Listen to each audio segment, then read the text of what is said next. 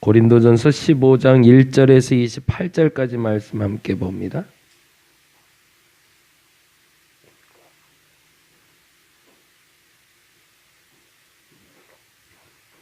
고린도전서 15장 1절에서 28절까지 같이 한 목소리로 천천히, 굉장히 중요한 본문이니까요, 천천히 곱씹으면서 같이 읽도록 하겠습니다. 형제들아, 내가 너희에게 전한 복음을 너희에게 알게 하노니 이는 너희가 받은 것이요 또 그 가운데 선 것이라. 너희가 만일 내가 전한 그 말을 굳게 지키고 헛되이 믿지 아니하였으면 그로 말미암아 구원을 받으리라. 내가 받은 것을 먼저 너희에게 전하였노니 이는 성경대로 그리스도께서 우리를 위하여 죽으시고 장사 지낸 바 되셨다가 성경대로 사흘 만에 다시 살아나사 게바에게 보이시고 후에 12 제자에게와 그 후에 500여 형제에게 일시에 보이셨나니 그 중에 지금까지 대다수는 살아있고 잠들었으며 그 후에 야고보에게 보이셨으며 그 후에 모든 사도에게와 맨 나중에 만삭되지 못하여 난 자 같은 내게도 보이셨느니라. 나도 사도 중에 나는 하나님의 교회를 박해하였으므로 사도라 칭함받기를 감당하지 못할 자니라.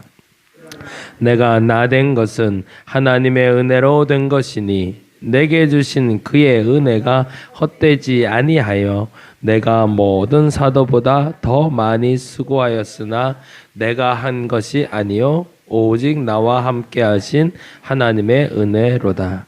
그러므로 나나 그들이나 이같이 전파하매 너희도 이같이 믿었느니라.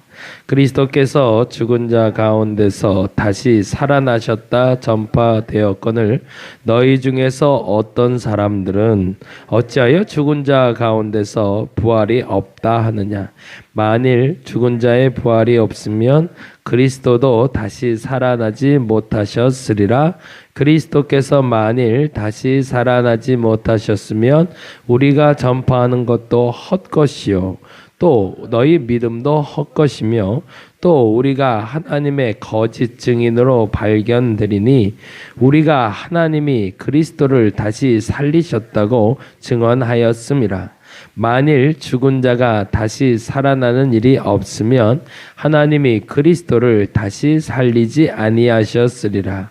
만일 죽은 자가 다시 살아나는 일이 없으면 그리스도도 다시 살아나시는 일이 없었을 터이요 그리스도께서 다시 살아나신 일이 없으면 너희의 믿음도 헛되고 너희가 여전히 죄 가운데 있을 것이요 또한 그리스도 안에서 잠자는 자도 망하였으리니 만일 그리스도 안에서 우리가 바라는 것이 다만 이 생의 삶뿐이면 모든 사람 가운데 우리가 더욱 불쌍한 자이리라.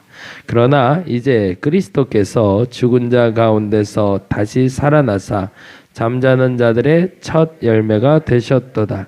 사망이 한 사람으로 말미암았으니 죽은 자의 부활도 한 사람으로 말미암는도다. 아담 안에서 모든 사람이 죽은 것 같이 그리스도 안에서 모든 사람이 삶을 얻으리라.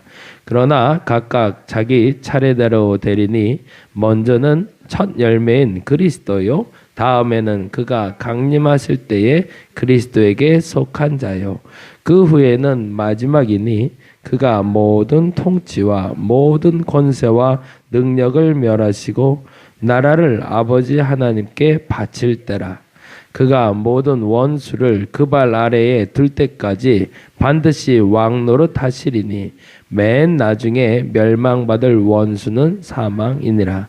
만물을 그의 발 아래에 두셨다 하셨으니 만물을 아래에 둔다 말씀하실 때에 만물을 그의 아래에 두신 그 들지 아니한 것이 분명하도다.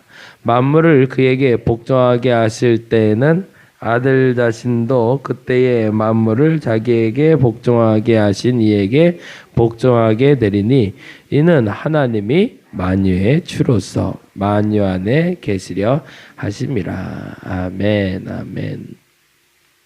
고린도전서 12장, 13장, 14장, 15장을 이르러서 12장, 14장은 은사장이라고 부르고 13장은 사랑장이라고 부르고 지금 오늘 읽은 15장은 부활장이라고 부릅니다. 그만큼 그 한 장 한 장의 주제가 명확하게 드러나고 있기 때문에 그렇고요. 15장이 사실은 고린도 교회 모든 교인들에게 바울이 하고 싶었던 가장 중요한 얘기입니다.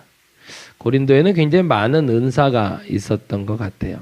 많은 사람도 있었고 또 많은 다양한 인종도 있었고 다양한 직업을 가진 사람들도 있었지만 그들 중에 대다수가 이제 3분의 1 정도 사람들 얘기는 혹자는 5분의 1 혹은 3분의 1 정도가 노예 신분을 가진 사람들이라고 얘기를 해요. 그만큼 억눌렸던 사람들이 해방을 맛봤으니 얼마나 좋았겠어요. 그리고 그 억눌렸던 사람들의 감정과 이성이 하나님을 만나 경험하는 은사가 얼마나 컸을까. 이게 사실은 필요를 아는 사람들에게 하나님은 더 큰 은혜를 주시는 게 아니라 그 필요가 부합하게 공급되기 때문에 참 좋다라고 느끼는 거더라고요. 이틀 전에 그 송도에 계시는 송도가 아니라 부평 쪽에 계시는 목사님 한 분을 잠깐 만났어요. 이제 부목사를 한 5년 정도 하시고 이제 담임 목회를 준비하고 계시는 분인데 이런저런 얘기 나누다 보니까 나를 만나게 된 이유가 거기 있군요 라고 얘기하시더라고요. 목사님이 한 1년 반 전에 개척을 했고 그래서 저를 만나서 제가 도움을 많이 받는 것 같습니다 라고 얘기해서 이런저런 얘기를 해드렸어요. 그래서 뭐 장소도 어떻게 보고 뭐 기도도 어떻게 하고 어떻게 준비하면 좋겠다 그래서 이런저런 얘기했는데 마지막에 제가 그 얘기를 한번 했어요. 뭐냐면 아직도 부목사님으로 사역을 한 1년 정도 더 할 생각이시래요. 그리고 준비하실 거라고 그러더라고요. 그래서 그때 만나서 얘기해요 그랬어요. 벌써 급해갖고 막 뭘 받아 적고 막 정리하려고 그러더라고요. 그래서 그거 닥치지 않으면 뭐가 중요한지 잘 모른다고. 그냥 그때 대해서 얘기하자고. 지금 얘기해봐야 아무 소용없다고. 근데 해보니까 머리로 아는 거하고요. 당장 급해서 채워질 때 아는 거하고는 다르더라고요. 기도도 마찬가지입니다. 어저께까지 이제 순서를 잘 말씀드렸는데 한번 정리를 해보세요. 그리고 부탁을 드리는데 그냥 아까 말씀드린 이것도 기도가 필요한 사람이 들으면 이게 맞다 그러는데요. 그냥 늘상 해왔던 분이나 꼭 필요하지 않은 사람들한테는 별반 중요하지 않은 걸로 여겨질 수가 있을 것 같습니다. 여러분은 그냥 머리라도 꼭 담아 놓으시기 바랍니다. 처음에는 뭐라고 그랬죠? 찬양, 감사가 먼저 있어야 된다고 그랬습니다. 하나님의 이름을 제대로 부를 줄 알아야 됩니다. 하나님의 이름을 바르게 부를 때 하나님이 내게 응답하십니다. 찬양할 수 있어야 되고 감사할 수 있어야 되고 그러면 나타나는 현상이 하나님을 가까이 하기 위해서 담을 허물러야 되는데 그 담을 허는 방법이 어떤 책에 보니까 그렇게 얘기더라고요. 담을 허물면 다리가 된다라는 얘기를 하더라고요. 그 말이 맞는 것 같아요. 근데 우리 안에 담이 두 가지가 있다고 그랬잖아요. 내 생각, 안 될 것 같은 거, 그리고 내가 할 수 있을 것 같은 거, 그 담이 먼저 허물어져야 됩니다. 그리고 그것이 이제 회개라는 단어가 되고 또 하나가 있다고 그랬죠. 대적해야 된다. 왜냐하면 하나님이 움직일 때 악한 영도 같이 움직이니까.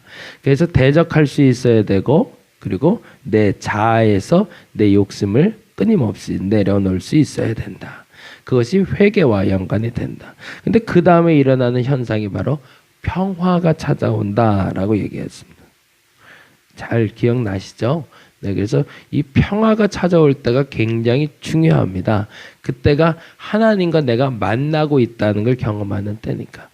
진짜 기도는 이 과정을 끝나고 이 평화가 임할 때 시작이 됩니다. 근데 어제는 두 번째 평화가 찾아올 때부터 소통이 된다고 얘기해 드렸는데 보다 정확히 이야기 드리면 이 과정이 기도할 때 계속 반복됩니다.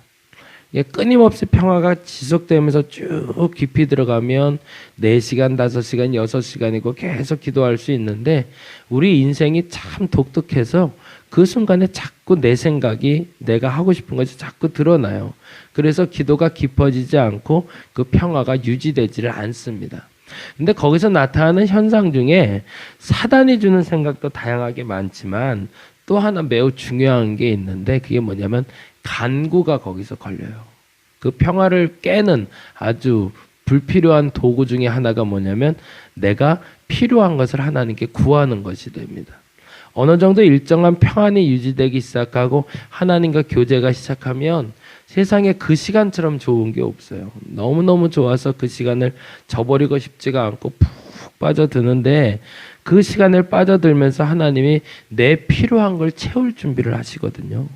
그러고서 뭐가 필요한 걸 알게 하시고 저것도 필요한 걸 알게 하시고 그래서 이것저것 다 구합니다. 그래서 뭐 돈이 필요하면 돈도 구하기도 하고 건강이 필요하면 건강을 구하기도 하고 그래서 그것에 대해서 내가 응답받기 시작하는데 거기서 하나님의 한 가지를 더 묻는데 거기에 대해서 내가 대답을 잘못하면 그 평화가 깨집니다. 그게 뭐냐면 진짜 필요한가라는 질문입니다. 하나님은 그 순간에 꼭 그렇게 물어보세요. 계속 간구 하나님 이것도 있었으면 좋겠고 저것도 했으면 좋겠고 이렇게 했으면 좋겠고 라고 얘기하다 보면 근데 너 그거 꼭 필요하냐? 하나님 나 이거 필요합니다 라고 얘기할 때 하나님 그렇게 물어보세요. 그거 꼭 필요한 거냐? 그거 없으면 안 되겠냐? 만일에 그것이 예 그렇습니다 라고 말할 수 있다면 하나님 채우십니다. 여기를 잘 생각을 해보세요. 첫 번째는 그 필요에 대해서 떠오르게 하실 때 그게 꼭 필요한 것인가? 그거 없으면 안 되겠는가? 그리고 또 하나 굉장히 중요한 게 있습니다. 뭐냐면 요즘 제가 저희 집사람하고 애들한테도 계속 물어보는 건데 하나님이 요즘에 제한테 주시는 마음이 네가 꼭 필요한 거 하나를 내가 줄게 라고 그러세요. 이때가 제일 힘들어요. 여러분이 지금 만일 기도하시는데 하나님이 오셔서 고맙다. 넌 너무 참 잘하고 있다. 내가 꼭 필요한 거 하나 줄게. 뭐 줄까? 뭐 달라고 하실래요? 이게 제일 어렵더라고요. 그때 툭 치면 나올 수 있는 그건 하나님 반드시 채우십니다. 근데 그때부터 헷갈리기 시작해요. 내게 지금 제일 필요한 게 뭐지? 이게 불안하기 시작하면 아직 꼭 필요한 게 없는 겁니다. 근데 그걸 탁 구할 때 하나님 내가 너 뭐 줄까? 이거요. 그러면 그건 바로 주십니다. 그건 정말 필요한 거니까. 근데 그러지 않고 이제 갈등될 때 있어요. 이걸까? 저걸까?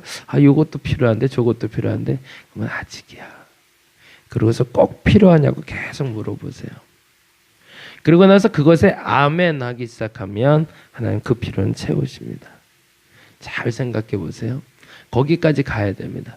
근데 만일에 거기를 못 가고 있으면 그 평화가 깨져요. 그래서 기도가 왔다 갔다 합니다. 그리고 또다시 내 것과 사단의 계략이 또 들어와서 왔다 갔다 하다가 또 끝나요. 근데 그게 사실은 반복되는 게 기도인데 사실은 이 모든 걸 하다가 우리가 진짜로 놓쳐버리는 게 하나 있어요. 왜냐하면 진짜 꼭 필요한 게 뭐냐라고 계속 물어보다 보면 나중에 다 털어버리고 남는 건 사실은 하나입니다. 그게 오늘 말하는 복음이에요. 사도 바울이 그래서 예언을 먼저 얘기하고 사랑도 얘기하고 은사도 얘기하고 방언도 얘기하고 그 많은 은사에 대해서 이야기하며 15장의 이 본질 가장 중요한 걸 얘기하는 이유가 거기에 있습니다. 다른 걸 다 놓쳐도 이거는 놓치지 말라는 겁니다. 그 얘기가 15장 1절이죠. 같이 한번 읽어볼까요? 15장 1절 말씀 같이 한번 읽어봅니다. 형제들아 내가 너희에게 전한 복음을 너희에게 알게 하노니 이는 너희가 받은 거 이미 받은 거라는 거죠. 은사보다 더 중요한 이미 너희가 알고 있는 것. 그리고 또 중요한 단어가 뭡니다. 또 그 가운데 선 것이라. 다른 데 있는 것이 아니라 그 가운데 선 것이라. 그리고 2절에 이렇게 얘기합니다. 너희가 만일 내가 전한 그 말을 굳게 지키고 그 다음에 뭐라고 되어 있죠? 헛되이 믿지 아니하였으면 그로 말미암아 구원을 받으리라. 그건 무슨 말이에요? 그들의 구원이 흔들리고 있다는 얘기죠. 왜 흔들렸을까? 시험이 와서?